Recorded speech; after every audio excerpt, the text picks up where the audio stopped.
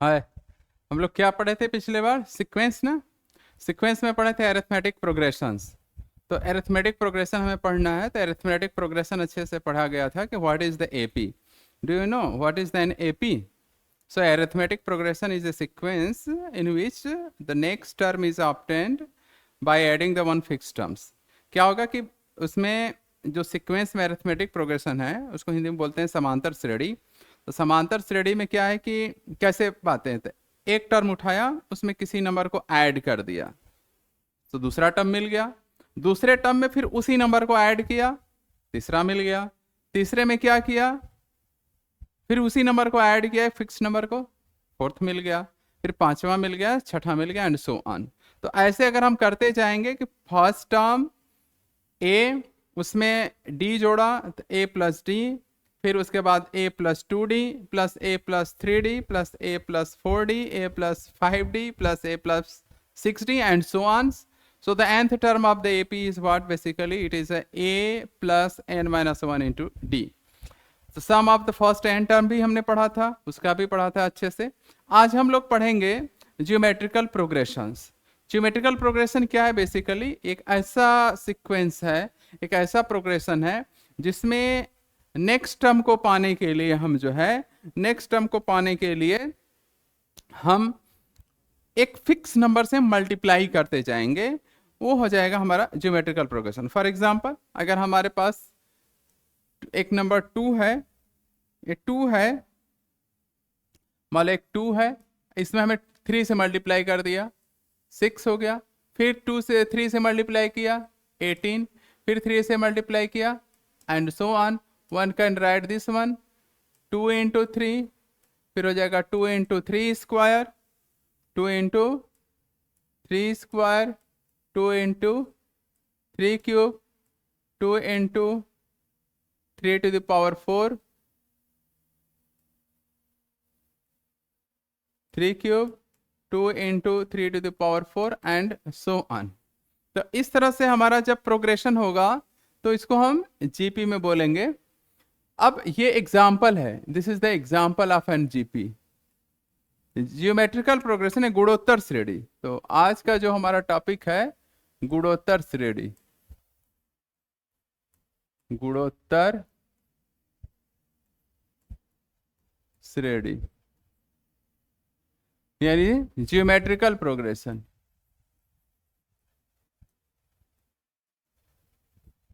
Geometrical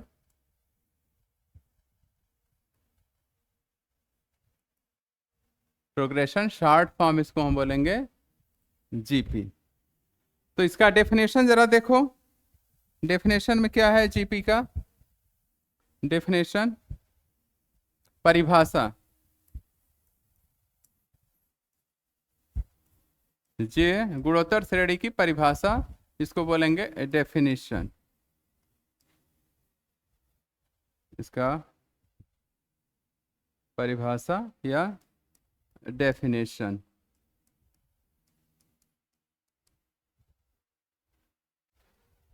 मान लिया कि एक सीक्वेंस हमारे पास है, एक एक प्रोग्रेशन है हमारे पास, एक श्रेणी है। तो let an be a sequence. हमारे पास यह एक सीक्वेंस है। Then an is called in GP, geometrical progression में होगा। तो यह सीरीज, यह सीक्वेंस ज्योमेट्रिकल प्रोग्रेशन में होगा, called in GP if following condition hold.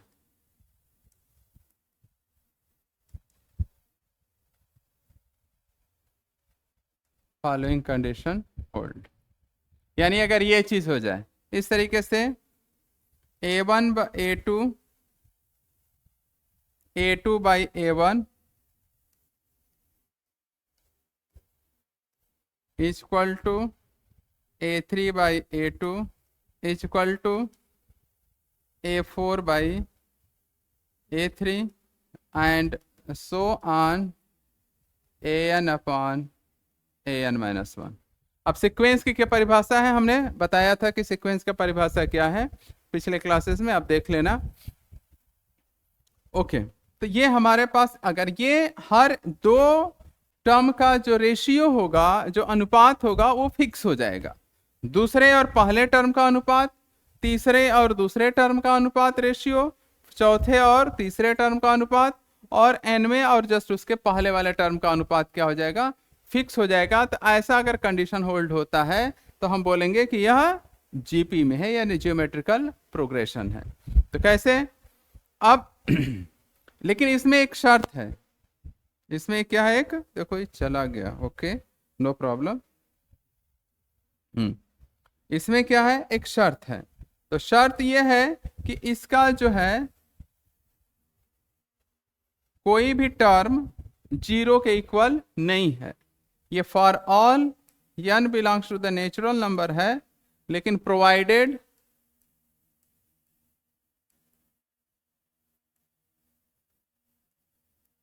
an not equal to 0। शर्त यह है कि an की वैल्यू 0, यानी जीपी में कोई भी टर्म, ज्योमेट्रिकल प्रोग्रेशन में कोई भी टर्म 0 के इक्वल नहीं होता, जबकि एपी में कोई भी टर्म बीच में एक 0 इंसर्ट होगा, लेकिन जीपी में इंसर्ट नहीं होगा। अगर 0 बीच में आ गया तो सारे के सारे टर्म क्या हो जाएंगे, 0 हो जाएगा। तो ज्योमेट्रिकल प्रोग्रेशन की खास बात यह है। अब आते हैं इसका एग्जाम्पल देखो। तो ये जो हमारे पास है, इस फिक्स जो अनुपात है इसको बोला जाएगा कॉमन रेशियो। जो फिक्स अनुपात है इट इज हो जाएगा R। This is known as, this को हमने R बोल दिया, इसको बोलेंगे common ratio. This is equal to R, it is a common ratio, common ratio. तो अगर हम इसको, ये इस जीपी को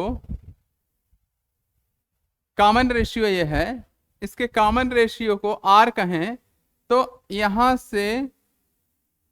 से हमें A2 अपॉन A1 की वैल्यू R हो गया, फिर A3 अपॉन A2 की value R, A4 by A3 equal to R, क्योंकि हर एक का कॉमन रेशियो फिक्स होगा। तो जरा इसको देखो, दिस इंप्लाइज दैट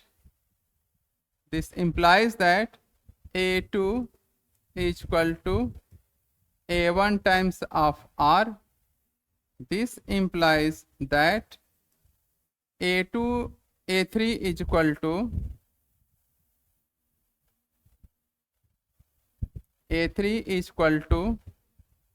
A2R। अब A2 की वैल्यू यहां रखोगे तो हो जाएगा A1 into A1R, A1 into A2 की वैल्यू रखो A1R इंटू R, सो हो जाएगा A1R स्क्वायर। और यहां से वैल्यू पुट करो, so this one A4 equal to A3R।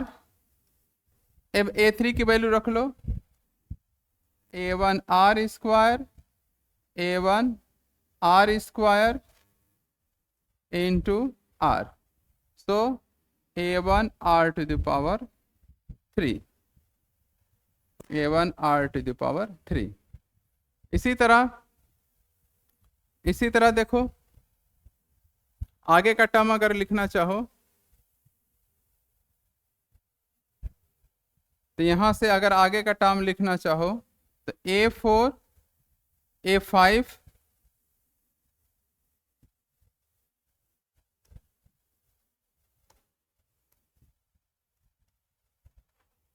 A5 upon A4 is equal to R. This implies that A5 is equal to A4 times of R। A4 की value है, A4 की value यहां से put करो A1 R cube into R, so it is the AR to the power 4. यही process अगर apply हम an upon an minus 1 means that an upon an minus 1 is equal to r.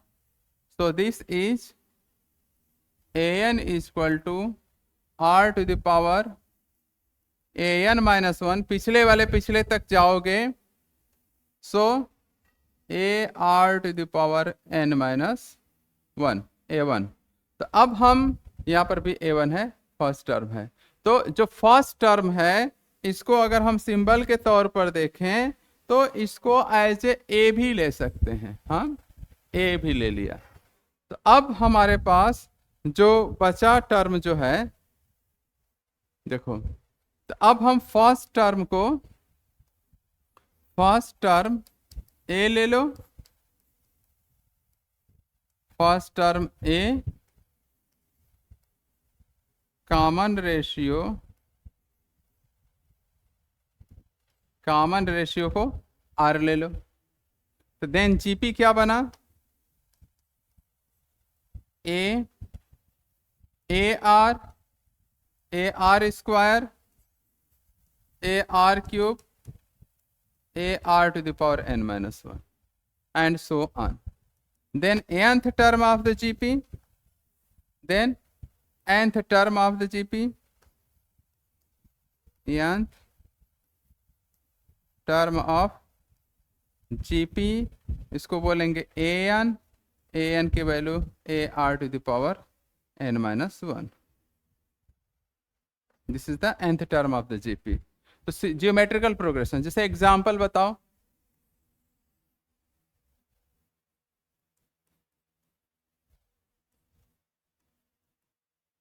Example first, ये लो 2 3 6 12 24 48. ये GP में है कि नहीं है? Is it this form of GP और नॉट? जीपी में है. सो चेक करो. तो यहाँ पर है this term is a1, this is a2, this is a3, this is a4, this is a5, this is a6 and so on. तो a2 by a1 की वैल्यू कितनी है? a2 बाई a1 की इट इज ए 3/2. फिर a3 by a2 की value कितनी है? a3 by a2, तो a3 की वैल्यू 6 है, 6/3 इज इक्वल टू 2. फिर a4 बाई a3 की वैल्यू, तो 4 की वैल्यू, a4 की वैल्यू 12/6 इज इक्वल टू 2. देखो ये कॉमन रेशियो, सारे के सारे कॉमन रेशियो तो फिक्स होना चाहिए, बट ये वाला वैल्यू अलग आ रहा है, ये और ये इक्वल आ रहा है. अगर इस पैटर्न में चला जाएगा तो an अपॉन an minus 1 की वैल्यू, an अपॉन an minus 1 is equal to r आएगा, r is equal to 2. That is fix होगा. तो यहां से जीपी है, लेकिन चूंकि एक टर्म हमारा शामिल हो गया जो इस कंडीशन को नहीं सेटिस्फाई कर रहा है, तो whole term is not GP. So this is not in GP. ये जीपी में नहीं है, ये ज्योमेट्रिकल प्रोग्रेशन में नहीं है ये. अब आगे देखो. अच्छा ये बताओ जीपी में है कि नहीं है? नेक्स्ट देखते हैं. Which of the following in GP, question लिखो. Which of the following, which of the following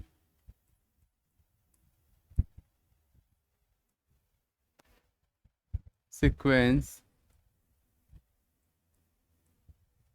are in GP. गुणोत्तर श्रेणी में निम्नलिखित में कौन सी सीक्वेंस जीपी में है? पहला log2 square, log2 cube, log2 के power 4, log2 to the power n and so on. बताओ ये जीपी में है कि नहीं है, चेक करके बताओ। दूसरा √3 square, √3 cube and √3 to the power n।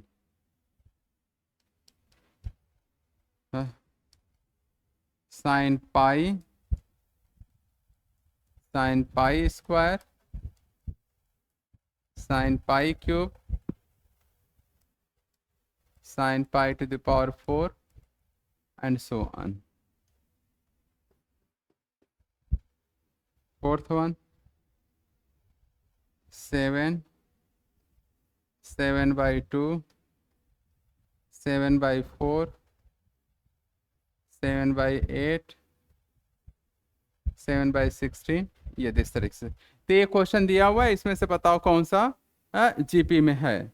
तो ये बहुत आसानी के साथ देखा जा सकता है। देखो ये बज़ाहिर ऐसा लग रहा है कि ये जीपी में है। क्यों? क्योंकि इसका पावर बढ़ रहा है। तो जीपी का स्टैंडर्ड फॉर्म ये था r square, r cube, r to the power n-1 nth term. ये देखने के एतबार से लग रहा है कि आर का पावर बढ़ जा रहा है। No doubt r square, r cube ये है, but this does not form an GP. Why?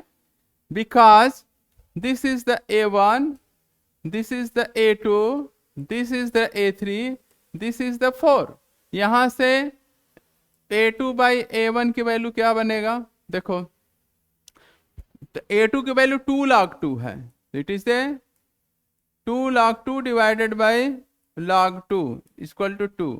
फिर A3/A2, तो it is a 3 log2 divided by 2 log2 A2। log2 cancel, so it is a 3/2। तो ये रेशियो इक्वल आया?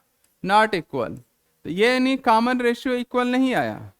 So this does not form an GP. तो ये GP में नहीं है, तो नॉट इन जीपी। ये देखो इसमें जो फर्स्ट टर्म क्या है? A1, A2, A3 and so on. तो अब यहां से अगर चेक करोगे A2/A1, A2/A1 की वैल्यू क्या है? √3 square, A1 is what? √3। So it is basically √3 into √3 upon √3। It is going to cancel, it will become √3। फिर A3/A2, A3 की वैल्यू कितना है? 3 cube upon this one 3 square. So 3 cube upon 3 square, it is a 3 A cube upon A square means 3 cube. So काटने के बाद आ जाएगा, कुछ ज़्यादा कैलकुलेशन नहीं करना है। हाँ, it is a √3। So here we are getting the fix ratio, so this form in GP. ये जीपी में है, यस इन जीपी। हाँ, यह जीपी में है। अब ये बताओ ये जीपी में है कि नहीं? देखने के एतबार से लग रहा है कि हाँ ये जीपी में है। क्योंकि pi square, pi cube, pi power 4, but ये जीपी में नहीं है। 7, 7/2, 7/4, 7/8, 7/16 एंड सो ऑन। तो इसमें कॉमन रेशियो क्या है? आर की वैल्यू 1/2 है, सो इट इज इन जीपी। तो ज्योमेट्रिकल प्रोग्रेशन का ये हमारे पास है। ओके, नेक्स्ट चलो देखते हैं। तो standard form of GP, standard form of GP. Standard form of GP is AR square AR to the power n minus 1. इसको बोलेंगे AN is equal to AR to the power n minus 1, where A is equal to first term, it is called first term. R is what? Common ratio. AN है क्या? nth term of the GP का nth term है. तो ये इस तरह हिसाब से करते हैं. अगर दो टर्म को हमें चलो ठीक है, आगे देखेंगे इसको.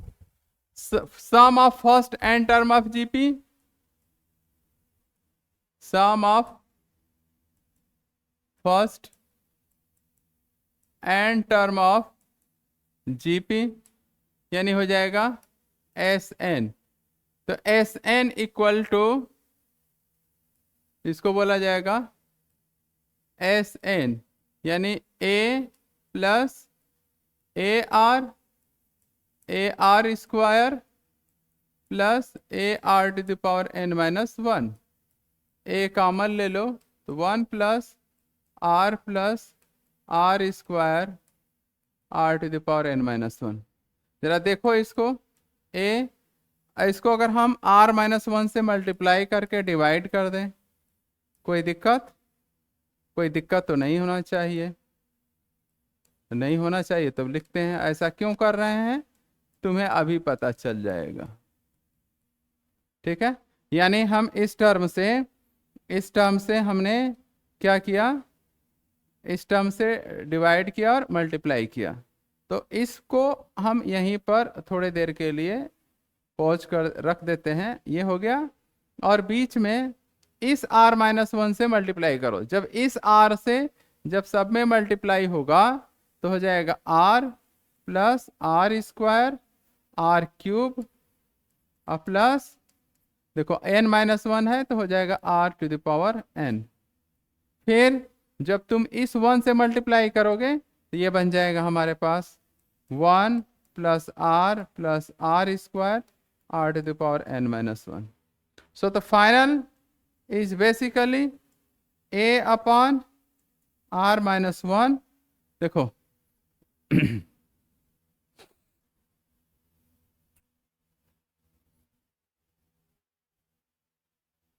तो R से कैंसिल हो गया, R स्क्वायर से कैंसिल होगा, R क्यूब से कैंसिल हो जाएगा, एंड सो ऑन कैंसिल हो जाएगा. तो बच जाएगा R to the power n minus 1. अब यह वैल्यू हो गया Sn. So the Sn is equal to A upon 1 minus R to the R minus 1. Sn is equal to A upon R minus 1 R to the power n minus 1. कहीं लोग कहते हैं कि R is less than 1 greater than 1, तो इससे बहुत ज़्यादा फर्क नहीं पड़ता कि R इज ग्रेटर देन 1 है कि लेस देन 1 है. बट हाँ, अगर लिखना चाहो बाई टाइम बीइंग, कब आपको चल करके आगे दिक्कत ना हो, तो आप ऐसे कर सकते हो. तो Sn is equal to A 1 minus R to the power n upon 1 minus R. ये भी एक फार्मूला हो गया. This is the sequence sum of the first n term of the GP. अब यहाँ पर एक चलो, if R की वैल्यू लेस देन 1 हो, क्या हो, लेस देन 1 है, तो this implies that limit n goes to infinity minus R to the power n is equal to limit n goes to 0 R to the power n is equal to 0. It is a 0. तो अब यहाँ पर अगर limit ले लोगे, limit n goes to 0. अब limit कौन सी वाला है भाई, तो लिमिट का एक अलग से चैप्टर है, पढ़ चुके हो तो ठीक है, नहीं पढ़े हो थोड़ा सा वेट करो, इसके बारे में हम अच्छे से डिटेल पता करेंगे। तो S N equal to the limit n tends to infinity A 1 minus R to the power n 1 minus R. यहाँ से लिमिट अप्लाई करो, ये वैल्यू 0 बन जाएगा, so becomes a upon 1 minus r. तो एस इन्फिनिटी का भी फार्मूला है, S infinity equal to a upon 1 minus r. अब इसके बारे में हम लोग देखते हैं, बहुत सारे क्वेश्चन सॉल्व करेंगे और जीपी की कुछ प्रॉपर्टीज भी है। जीपी की क्या है, कुछ प्रॉपर्टीज भी है। चलो जीपी की कुछ प्रॉपर्टीज है, इस पर कुछ क्वेश्चंस लगाते हैं। क्वेश्चन में है सब इंपॉर्टेंट क्वेश्चन, सब एप्लीकेशन पढ़ते हैं, थोड़ा सा अच्छा लगेगा। एप्लीकेशंस, तो एप्लीकेशन में देखो ये है, इसका अगर हम उपयोग किया जाए इस तरह का, तो ये पढ़े हो बचपन में 0.3 बार इक्वल टू व्हाट, बचपन में पढ़े थे ना 0.3 बार, यानी 0.3 अरे भाई ये था 0.3333333 एंड सो ऑन। अब इसकी वैल्यू कैसे निकालते थे, एक तरीका ये था कि इसको x ले लिया, x इक्वल टू 0.33333, एक इक्वेशन 1 ले लो, ऐसे सर बताते थे। अब हम क्या काम करें, 10 से मल्टीप्लाई कर दो, इसमें क्या करो 10 से मल्टीप्लाई दोनों साइड। तो अगर इसमें 10 से मल्टीप्लाई करते हो तो बन गया ये 10x, और ये इस तरफ चला आ गया तो 3.333 एंड सो ऑन इक्वेशन 2। अब यहीं पर हो गया मिस्टेक, यहीं पर क्या हो गया mistake. Theoretically it is correct, but जब डेसिमल नंबर से मल्टीप्लिकेशन पढ़े थे तो फॉर फाइनाइट टर्म के लिए पढ़े थे कि डेसिमल इधर खिसक जाएगा, बट इनफाइनाइट टर्म के लिए आप नहीं पढ़े थे डेसिमल एक्सपेंशन। बट काम करता है, इसीलिए हम लोग उसी लय में लेकर चले जाते हैं। तो इस सेकेंड में से इसको घटाते हो, यानी यहां से यहां तक अगर हम आए, हाउ, ये चीज है, मैं ये पूछना चाहता हूं कैसे हुआ। आप कहोगे इससे, हाँ हुआ है, जीपी से लेना देना है, इससे तो जियोमेट्रिकल प्रोग्रेशन से लेना देना है, इसलिए इसको पढ़ा रहा हूं। तो सेकेंड माइनस वन करोगे तो this is the 10x minus X is equal to 3.33333 so on minus 0.33333 and so on.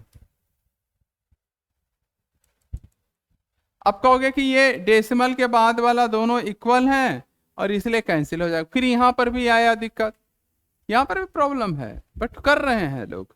यहां पर प्रॉब्लम यह है कि ये आपने फाइनाइट टर्म के लिए तो सोचा था, इनफाइनाइट टर्म का थोड़ी मल्टीप्लिकेशन एडिशन आपने जाना था। मेरी बात समझ रहे हैं कि यहां पर भी इनफाइनाइट टर्म है, तो आपने 10 से मल्टीप्लाई करके डेसिमल को यहां पर ला दिया। चलो, आप हालांकि ऐसे ही रेंडमली कर नहीं सकते। दूसरा ये है जो घटाने वाला चीज है, तो आपने फाइनाइट नंबर टर्म का तो ठीक है, एक बार टर्मिनेट हो गया, उसके बाद डेसिमल एक्सपेंशन पढ़ा था, इसके बाद ये है नहीं, तो आप इसको कैंसिल आउट करने के बाद ये 3 लगाते हैं। काम करता है, ऐसे ही काम करता है, बट सही है नहीं वो तरीका। So this one is also a loophole. तो 9x, तो x equal to 3 upon 9, it is basically 1/3। तो इसकी वैल्यू हम लोग फ्रैक्शन के फॉर्म में 1/3 लिखते हैं। क्या करते हैं, 1/3। तो ये चीज है कि लगा दिया गया है, सही से परंपरा चली आ रही है, लेकिन देखा जाए तो थियोरेटिकली यह तरीका डिस्कार्ड है। अगर ध्यान से देखेंगे मैथमेटिकली जो है, तो इसका बगैर रीजन जाने हुए, बगैर अच्छे से एक्सप्लेनेशन जाने हुए अगर आपने इसको किया हुआ है तो ये टोटली क्या है, गलत है। ये टोटली गलत है। अगर आप रीजन नहीं जानते उसके पीछे, तो सही तरीका क्या है, आइए हम आपको सिखाते हैं। तो 0.33 का जो है सही तरीका ये है इसको करने का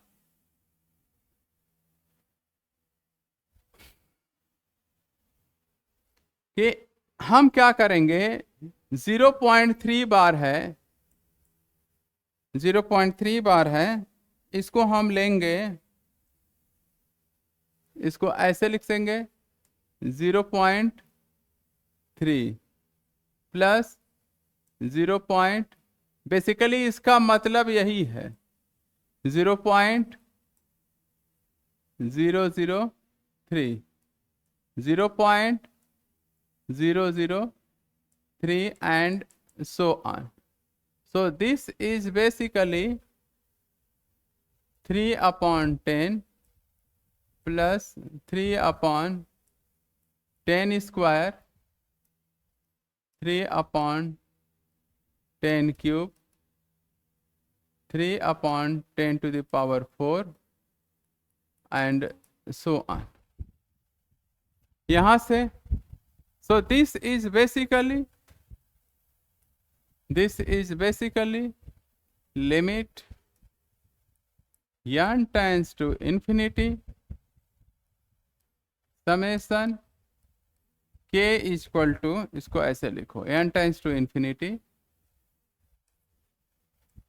3/10 plus 3/10 square, 3/10 to the power 4 up to 3/10 to the power n minus 1. यहाँ 1 है तो इसको ऐसे कर लो, 1 हो जाएगा। हाँ, ये इसको ऐसे लिख सकते हो आप पूरे इनफाइनाइट टर्म को, ये लिमिट लगा करके। तो 3 इज इक्वल टू 3/10, चाहो तो बाहर ले लो, limit n tends to infinity, तो this is the 1 plus 1/10 plus 1/10 square, 1/10 to the power n minus 1। इसकी वैल्यू कितनी हो जाएगा, this is the infinite term है ना बेसिकली, तो इनफाइनाइट टर्म का ऐसे ये, this is the S infinity. तो एस इन्फिनिटी का एक फार्मूला है a/1 माइनस r, तो a की वैल्यू 1 है और 1 माइनस r की वैल्यू 1/10 है। सो 3/10, तो 10 चला जाएगा ऊपर, 10 minus 1, so 3/9, so 1, it is 1/3। लो अभी आया। so this is the value of 0.3 bar, so this is the correct way, this is the not, but class 9 तक चूंकि ये काम करता है तो ये काम होता रहेगा। so this is the application of the geometrical progressions and some of the infinite terms। Next one चलो करते हैं। एक एप्लीकेशन बहुत खूबसूरत आता है, वाकई लाजवाब है वो एप्लीकेशन। जैसे हमने कहा कि तुम ये जोड़ो 3 + 3 + चलो 3 मत करो, पहले 9 से कर लो, फिर उसके बाद देखते हैं। 9 + 99 + 99999 + 4/9 एंड सो ऑन। इसको कैसे करोगे आप, इसको हम n टर्म तक लेकर चलते हैं। कितने n टर्म है, 9 बार m जोड़ो या 10 बार जोड़ो, इसको सम को हमें करना है। तो इसको हम बड़ा सा Sn इक्वल टू करते हैं। Sn इक्वल टू इसको लिख सकते हो 10 - 1 plus this can be 10 square - 1, 10 cube -1, 10 to the power 4 - 1 up to 10 to the power n - 1 कर सकते हैं। बहुत अच्छा। तो this one 10 + 10 square, 10 cube, 10 to the power n -1 + 1 + 1, this is basically, this is n times, n times. अब ये देखो Sn का formula, Sn equal to formula यहाँ बगल में क्या होता है, Sn equal to a r to the power n minus r minus 1, एक वैल्यू 10 है into 10 to the power n minus 1 upon 10 minus 1 minus n, तो 10 upon 9 10 to the power n minus 1 minus n, ये हमारे पास n है। अगर 2 बार लिखना होगा इसमें, अगर ये Sn का फार्मूला निकला, अगर इसमें हम n इक्वल टू क्या कर लो 3 लेना है, जैसे मान लो n इक्वल टू 2 है, तो इसका मतलब यस 2 हो गया, यस 2 का मतलब 9 प्लस 99, तो 99 अगर ऐड करोगे तो 9 9 18 9 1 10 108, तो इसमें अगर वो वैल्यू पुट करोगे तो 10 अपॉन 9 10 स्क्वायर माइनस 1 माइनस 2, तो 10 अपॉन 9 इंटू 99 माइनस 2, 11 11 ग्रहियम 110 माइनस 2 108 आ गया आंसर। तो अब n की वैल्यू पुट करते जाओगे उस हिसाब से हमारा वैल्यू होता जाएगा। तो ये हाँ हमारे पास है इस सीरीज का जोड़ने का एक फार्मूला था, 10 upon 9 10 to the power n minus 1, और यह वैल्यू हमेशा n से डिविजिबल होगी, it is always divisible by 9, always divisible by 9, actually 9999 करके कुछ आएगा, ये तरीके से है। ओके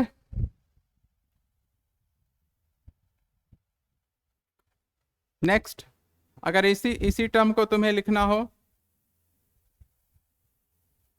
555 अगर लिखो तब कैसे करोगे, इसको अलग का टर्म कर दिया जाए,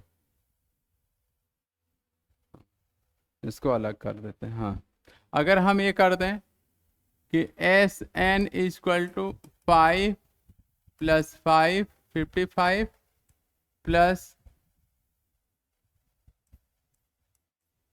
3 बार 5 प्लस 4 बार 5 प्लस 5 टाइम्स 5, ठीक है। तब इसको मान लो 5 टाइम्स या 7 है या यस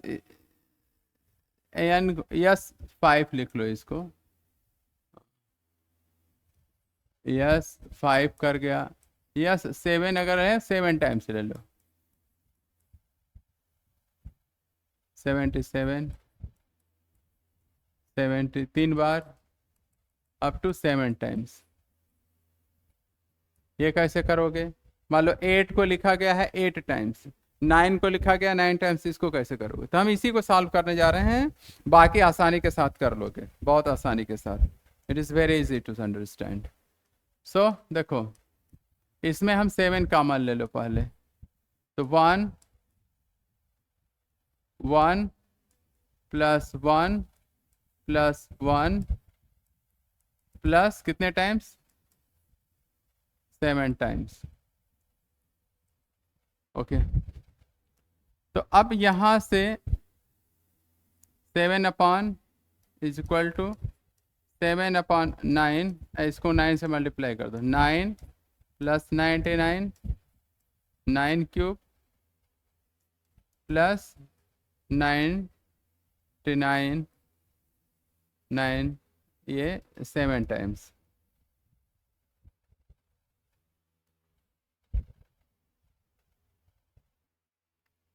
हो गया।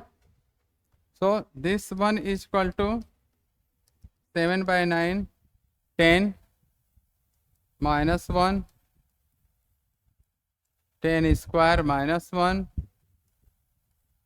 Plus 10 cube minus 1 up to 10 to the power 7 minus 1, ये है फिर वही तरीका 7/9 10 प्लस 10 स्क्वायर 10⁻7 -1 + 1 + 1।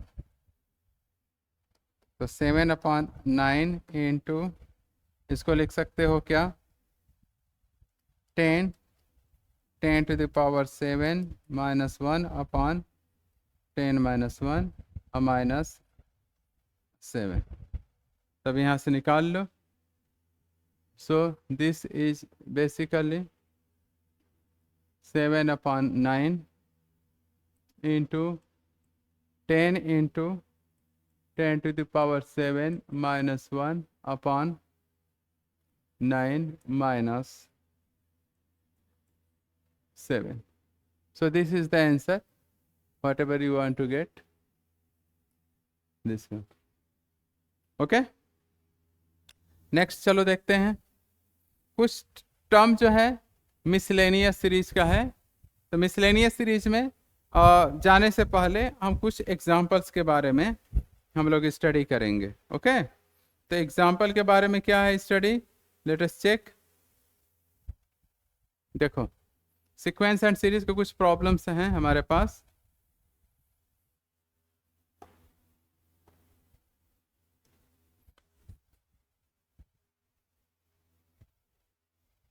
से एपी का हो गया है, एपी पढ़ा दिया हूं मैं।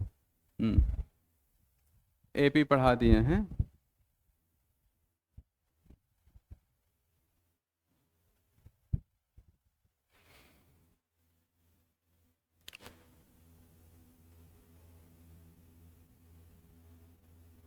देखो, ज्योमेट्रिकल मीन है ये। तो 2 नंबर हैं। इफ ये बता है, चलो बता दे साथ में चलते चलते। जीपी के बारे में यहाँ से हम पूरा अच्छे से कर लेते हैं 1 by 1 पढ़ करके। देखो, एनसीईआरटी एग्जाम्पलर बहुत अच्छी बुक है, उसको फॉलो कर लो, तुम्हारा पूरा का पूरा काम हो जाएगा। तो ज्योमेट्रिकल प्रोग्रेशन,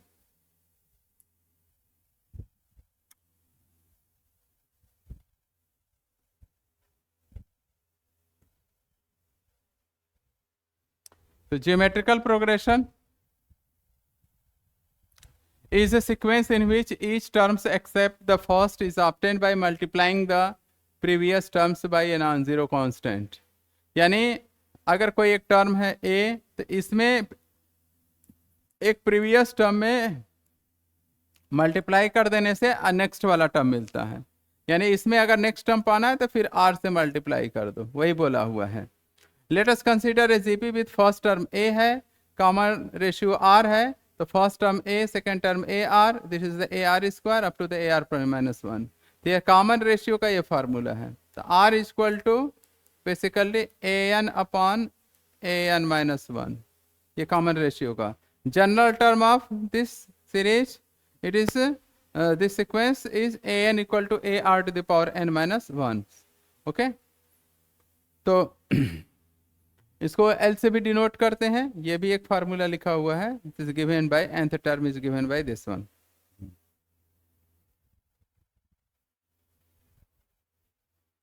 दो टर्म है। अच्छा, एसएन के बारे में जरा देखो। एसएन, एसएन इक्वल टू, तो एसएन इज द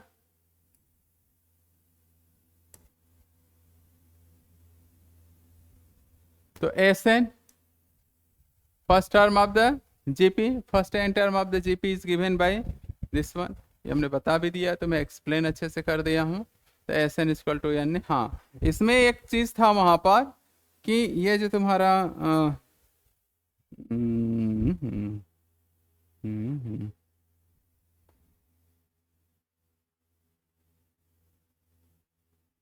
हाँ, यहाँ पर एक शर्त था कि R not equal to 1, if r equal to 1 then n equal to n a, इस चीज को बताना था। ये तभी जीपी काम करेगा, ये फार्मूला, जब r की वैल्यू 1 के इक्वल नहीं होगा। जब r की वैल्यू 1 के इक्वल होगी तो हो जाएगा n a। बहुत अच्छा।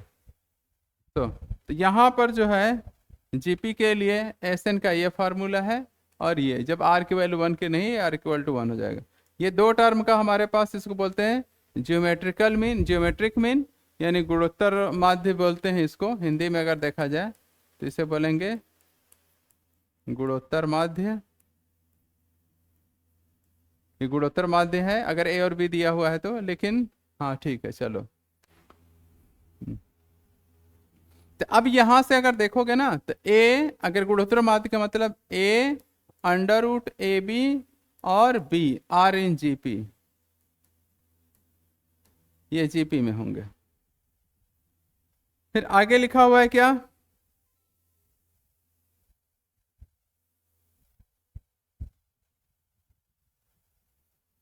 ये बहुत अच्छा चीज है।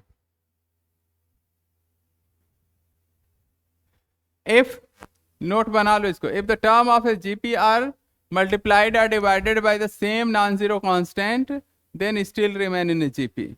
यानी अगर कोई टर्म्स a1 a2 a3 है, जैसे मतलब कि a1 a2 a3 are in GP, then k से मल्टीप्लाई किया गया, इसमें भी k से मल्टीप्लाई कर दो, इसमें भी k से, हर एक टर्म में k से मल्टीप्लाई कर दो, या फिर k से यहाँ क्या कर दिया गया, डिवाइड कर दिया गया, तो भी इट आल्सो इन जीपी। तो इसकी खूबी में कोई चेंजेस नहीं होते हैं। अगर किसी भी जीपी में किसी फिक्स नंबर से मल्टीप्लाई कर दिया जाए या डिवाइड कर दिया जाए हर एक टर्म में सेम नंबर से, तो वह जीपी नहीं बदलता है। और अगर जीपी के रेशियोज को यानी एलिमेंट को क्या कर दिया जाए, रेसिप्रोकल कर दिया जाए, यानी 1/a1 1/a2 1/a3 are also in GP. मतलब जैसे ही हो गया 2 2 स्क्वायर 2 क्यूब 2 के पावर 4, ये जीपी में है, जस्ट इसको पलट दो 1/2 1/2 स्क्वायर 1/2 टू द पावर 3 1/2 के पावर 4 आल्सो इन जीपी। ये बहुत इंपॉर्टेंट है। If a1 a2 a3 are and b1 b2 b3 are 2 GP, अगर करस्पॉन्डिंग टर्म को आपस में मल्टीप्लाई कर दिया जाए दो जीपी के, यानी पहला टर्म पहले से मल्टीप्लाई हो रहा हो, दूसरा टर्म दूसरे से मल्टीप्लाई हो रहा है, तीसरा टर्म तीसरे से मल्टीप्लाई हो रहा है, तब हम बोलेंगे कि यह भी इस तरह से जो नई जीपी बनेगी ये वाली this a1 b1 a2 b2 a3 b3, तो भी हमारा जीपी में होगा। और दो सीक्वेंस के एलिमेंट को क्या कर दिया जाए, डिवाइड कर दिया जाए आपस में, यानी देखो a1 a2 a3 भी जीपी में है, b1 b2 b3 भी जीपी में है, तो a1 by b1 a2 by b2 a3 by b3 भी क्या होंगे, जीपी में होंगे। और एक इंटरेस्टिंग चीज आगे देखो, इफ, ये इंटरेस्टिंग बहुत, if a1 a2 a3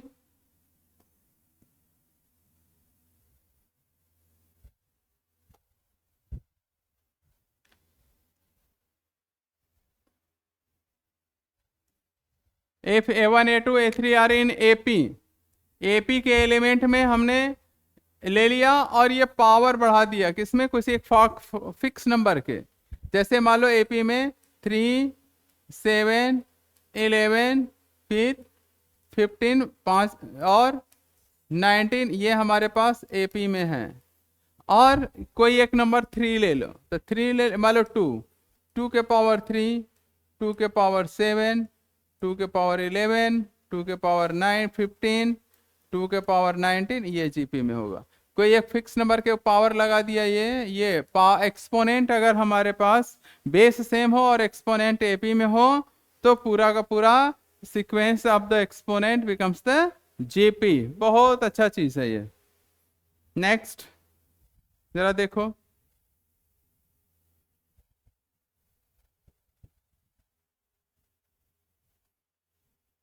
if a1 a2 are in GP, ये हमारे पास ये a1 a2 a3 an are in GP, then a1 और पहला वाला और लास्ट वाला और दूसरा वाला और लास्ट सेकेंड वन और third and last second one हमेशा इक्वल होगा। बहुत अच्छा चीज रिजल्ट है ये। कैसा रिजल्ट है जरा देखते हैं,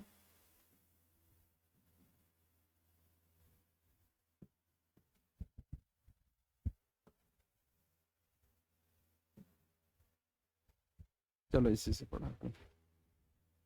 मान लो 2 4 8 16 32 जीपी में है, तो इसको और इसका मल्टीप्लिकेशन देखो 64, इसका मल्टीप्लिकेशन 64, फिर इसी का इसी के साथ मल्टीप्लाई 64, यानी ए हो गया और लास्ट टर्म हो गया, पहला टर्म और nth term exactly equal to दूसरा टर्म, जस्ट उससे एक कम जो है, इस हिसाब से हमारे पास आ जाएगा, ये और ये और ये आपस में देखोगे तो ये इक्वल होगा। सो अब आते हैं इस तरह का सीरीज का, मिसलेनियस सीरीज का, तो उसका हम दूसरे क्लास में देखते हैं।